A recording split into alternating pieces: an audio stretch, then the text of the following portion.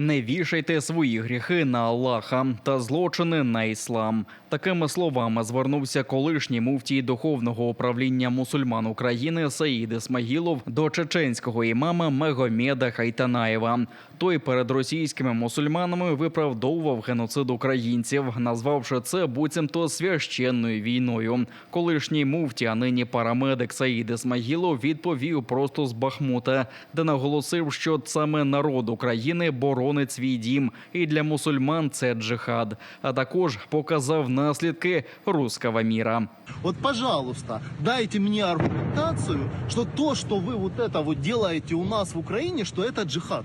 Вы напали на нашу страну, убиваете женщин и детей, разрушаете жилые дома, торговые центры, убиваете людей тысячами.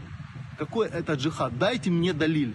Дайте мне далиль на то, что вы творите, то, как вы убиваете людей в Украине, что это якобы джихад. Поясните, по какому закону Аллаха, по какой норме шариата человек выступает от имени ислама и говорит, что он тут ведет джихад. Не вешайте свои грехи на Всевышнего Аллаха. Не вешайте свои убийства и преступления на ислам. Как бывший муфтий я вам говорю. Я нахожусь здесь, я вижу своими глазами, как вы убиваете людей.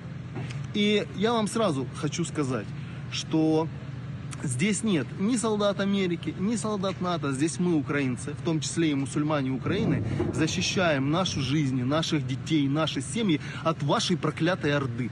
От вас, убийц, которые приходят и убивают, и уничтожают, и сжигают наши города.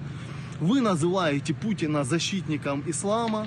Вот, на самом деле вы просто все убийцы, маньяки и насильники.